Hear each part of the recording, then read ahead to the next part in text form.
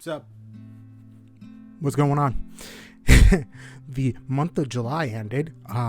It was an interesting month to say the least, which means that this lovely little thing is the manga log of July. Of course, at the beginning of August, how it always goes. So, the month of July has been somewhat interesting because, one, I didn't read for a whole week because I was out traveling, going to my sister's wedding. That was something. But, I didn't think I was going to read as much as I usually do because, didn't really read anything until like maybe the 6th or the 7th. Let me check. I did not read anything until the 7th of the month. So, didn't think I was going to read as much as I usually do. But apparently, I read a little bit more than average, which is saying something. So, for those that don't know, my average each month is usually around 34, 35-ish. So, volume-wise. So, it was surprising when I tallied the numbers at the end of the month and found out I read a lot more than usual. Above average, if you will. So, let's get into the numbers. 1. Starting off, I read 49 volumes of manga, read 0 comics, and finished 1 series. And it was very more... Words escape me. It was a lot more than I thought it was going to be, but I'm happy nonetheless. My TBR pile slowly going down, even though I keep on buying manga. Either though I get distracted by playing video games and shit, I'm still reading it ever so slowly. It's like a glacier that just, instead of now melting, it keeps on reforming. Anyways, the main thing is that I read a lot, and I will probably be just talking about what I started reading because that was the majority of it. But let us start with what I finished. So, I, in total, only read and finished 1 series last month. It's one that I've been reading for a bit, and I'm happy that it ended happily because it was a wholesome manga the entire way through. And that is Our Teachers Are Dating. It is a lovely, lovely series that is a Yuri. That essentially is the story of these 2 lovely ladies that are teachers, the teachers at the same school. One's a PE teacher, the other one's a nurse, and they start dating in the first volume, and by the end of the 4th volume, they are married happily, and it is lovely and wholesome. There is also, especially in this one, sex scenes, so if you do not like that, then it is what it is, but it is very wholesome and very adorable, and I was happy that they are together and they moved in and they're married, and it was so adorable. Anyways, yes. Which, I mean, the majority of stories that I read sometimes have the problem of being dark and depressing as fuck, so it was happy to read a series that I was just like, so fucking happy for them. I love it. It was just lovely. And it made my heart, cold, dead heart that has been made from the world, a little bit warmer. So, yeah. If you enjoy it, it's great. It's only 4 volumes, so it's not like a large read, and each volume is $12.99 new, but you could probably find them for cheaper online from sales as well as used. I don't know. The main thing is, it was adorable, it was cute, and would highly recommend anyone that likes Yuri or just wholesomeness to read it. So, that's it. On to the larger section, which is what I started this month. And let me tell you, I started a lot of series. I didn't know that I read this many new series. I have a problem, but I'm not going to admit it. Anyways, on to the 10 series that I started this month. You have a problem, not me. Anyways, I'm an idiot. Anyways, there's a lot. So let me try to get through as much as I can, as concise as I can. First up, in the 10 series that I started last month, we have Little Witch Academia, which is the manga version of the show Little Witch Academia that, was made by Studio Trigger, as well as this guy, this lovely person right here. There we go. This guy. I'll just call them it is essentially a retelling a little bit of the actual anime, which I haven't watched in a few years, so it was nice to pick this up and be like, oh yeah, this was pretty fun and wholesome for the most part. It was definitely I remembered parts of the anime. It definitely feels like it's slightly different than the actual anime itself. There were different parts that I remember here and there, though I can't remember because it's been a few years. Like, I'm talking like pre-pandemic time. So I can't remember the details of the anime. One day I'll probably rewatch it and be like, oh yeah, this, and all that different. But yeah, this is the manga version of the anime, which there's only 3 volumes out now. I have all 3, but I've only read up to volume 2, and I just got volume 3, so all in all, pretty good. If you liked the anime, you'll probably like the manga. If you're on the fence about the anime, then you may want to pick up the manga to see if the story is what you would like. So, yeah, it's really good for the most part. That might change depending in volume 3, but from there, we have one that definitely is darker, 100% darker, and that is Blackguard. This is by the same person that does the manga for Devline. If you like that series, it's pretty good. I have just started recently buying the rest of Devline because I forget I have series going on and then I buy more. Evident for the 10 series that I started. Anyways, Devline is an interesting one. It is the story, essentially Earth had a parasite that came to it, and then it turned people into these monsters that sort of look like what is a good example? There's a lot of blood and guts. Do. Don't want to get demonetized. Do. It sort of looks like these lovely creature things. So they essentially was like, shit, there's a lot of them, and then they proceeded to gas the entire planet, which caused a white mist, a white fog to cover the ground and try to poison and kill them. They adapted and also became white instead of the black that they originally had, which means that they are easier to hide in the mist, and there are these people that go out and try to kill them so that, they don't overrun the entire fucking rest of civilization. The one person that is called the Blackguard,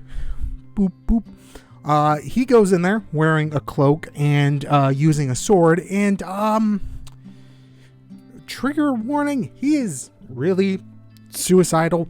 Like, he definitely has a lot of mental problems and is in a very tricky state, to the point where they have someone else go and try and help him out so he doesn't do that.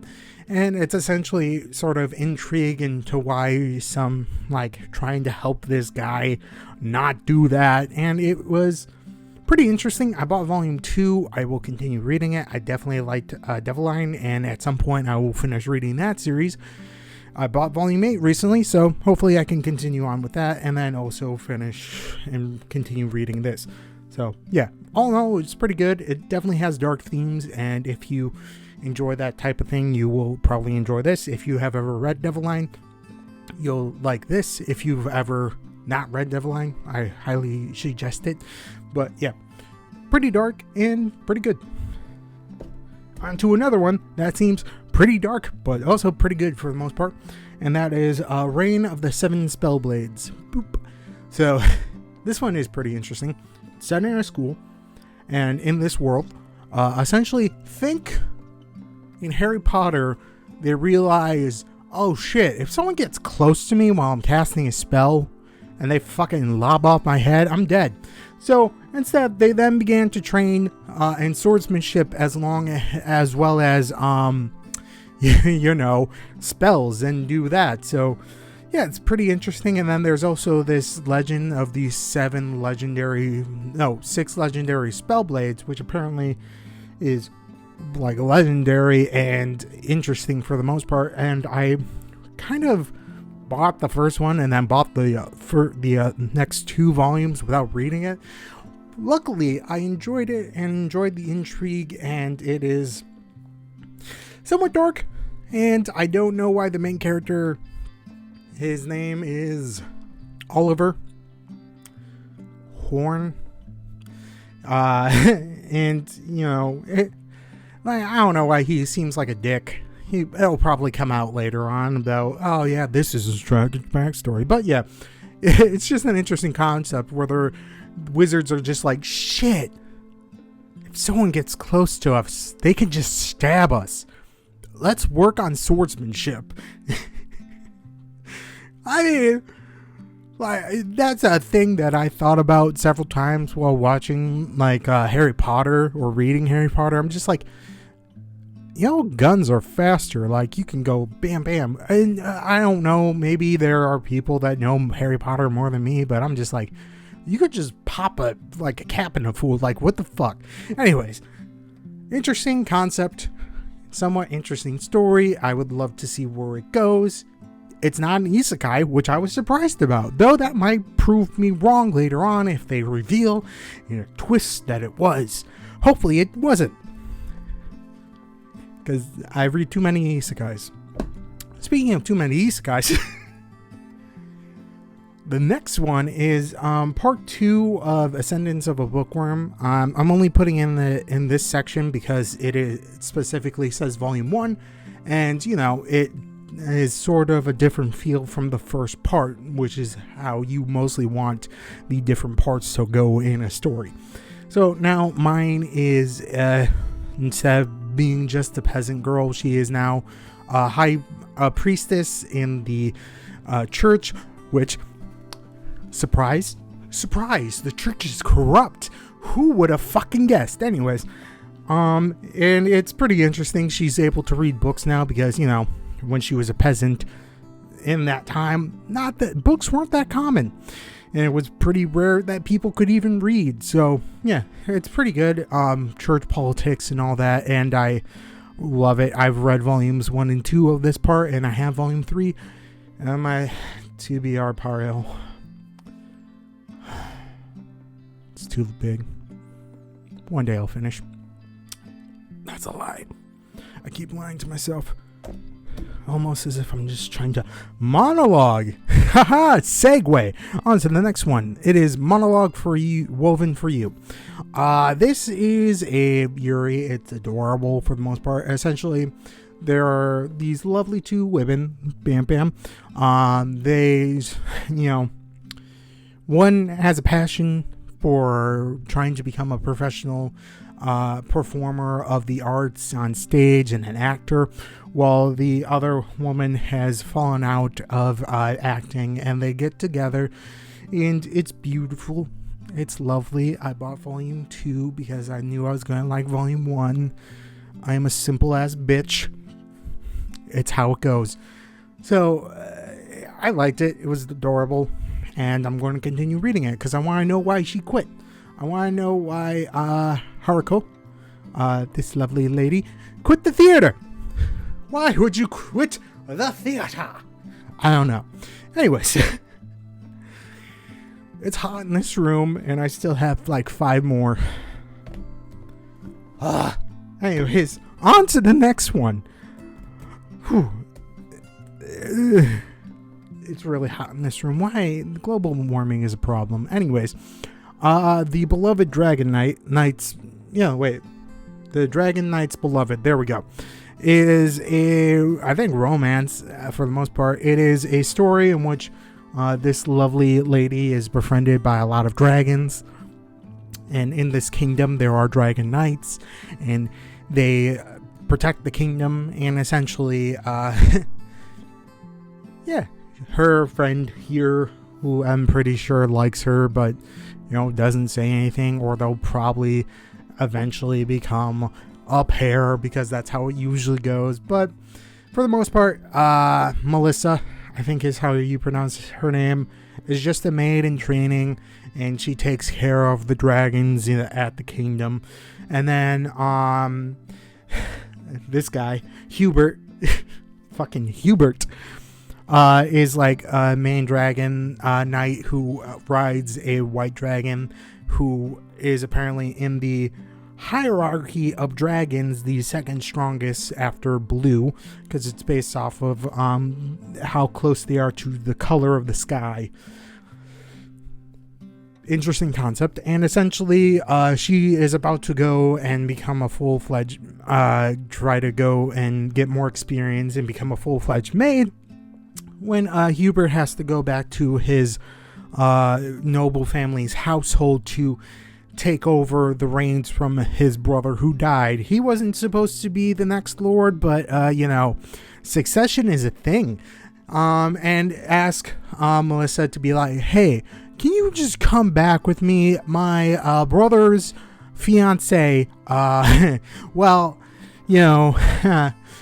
she wants me and I don't want her, so can you just come by and pretend to be my lover so I can kick her the fuck out? And she agrees, because she likes the dragons, and they're in where the actual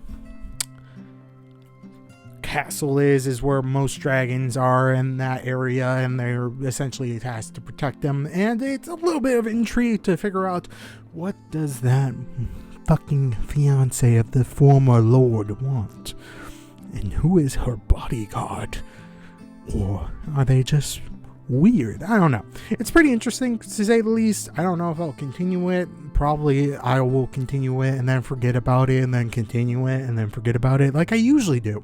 This is why I have so many series started. I have a problem. No, I don't. You have a problem. Anyways, on to the next one. Anyways, we have the Identen Deities Know Only Peace. So essentially, in this series, 800 years ago, there were demons that invaded Earth, well, the world, not Earth. I don't think it's Earth. And these demons were only able to be defeated by gods that showed up, and were able to defeat them. From there, those 800 years have passed, and these gods have only known peace. No war or anything. And now the demons look like they're going to start coming out, because some random dude is showing up and bringing them out. It's pretty interesting, to say the least. It has the same art from the creator of Kobayashi's Dragon Maid. Boop. And then you'll also know that there's a parental advisory, because there is a lot of blood and some other stuff in it, but that's why I can't really show you any of it. It's pretty interesting, to say the least. I bought volume 2 and will probably continue to read it. From there, why did I do this to myself? I should have just continued reading series that I already had, but I fucked up. From there, we have It's Just Not My Night. And it's a reverse Isekai story. Essentially, this lovely lady, who is Myanmar, Mana, or Mana Blue, as she's just called on Earth, is a vampire queen that is trying to conquer the demons of her land.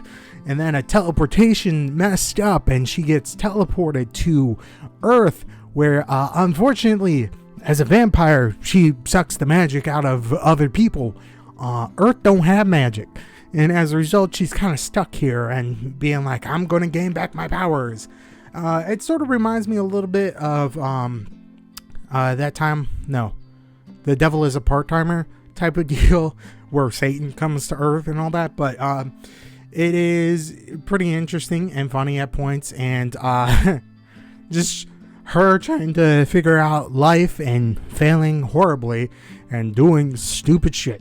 And it's pretty funny, and I will probably continue reading it because I'm just like, how can you keep on getting shit wrong? You've been here for a bit.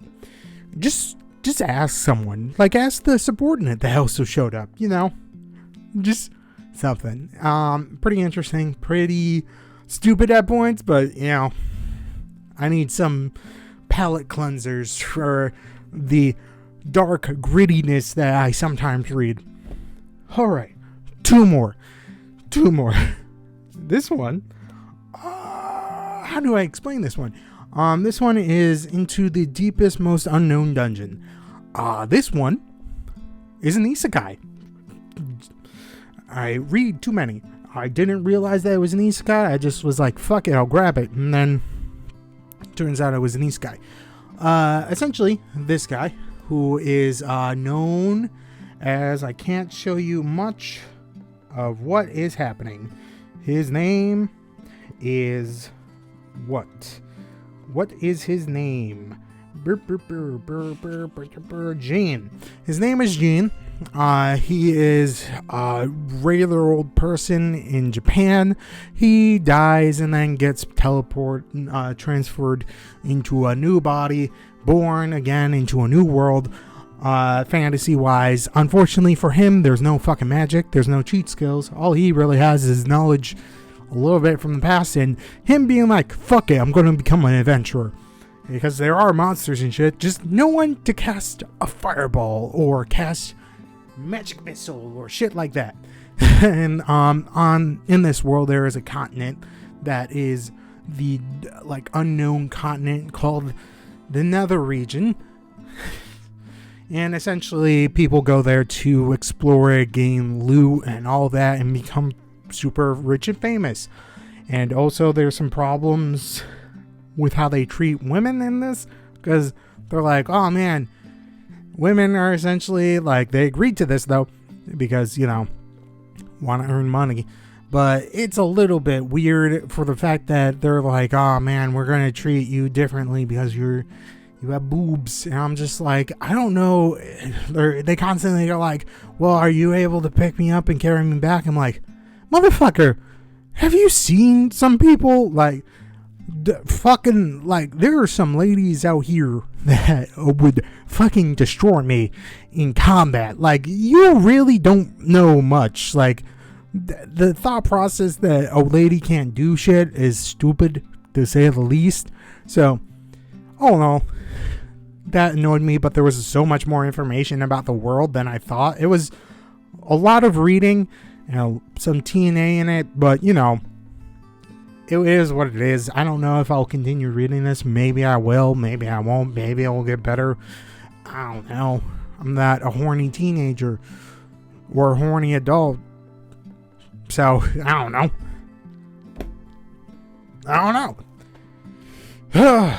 Okay.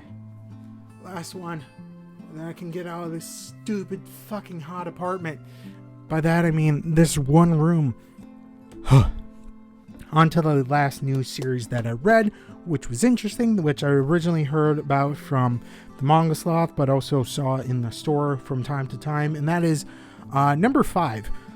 This one was interesting, to say the least. So, number 5 is essentially the story of Earth, I think, but you have the military and all that, and it is protected by this brigade called the Rainbow Brigade that has like these, I think, nine people that are in charge of different sectors that are here to protect Earth and protect the world and all that.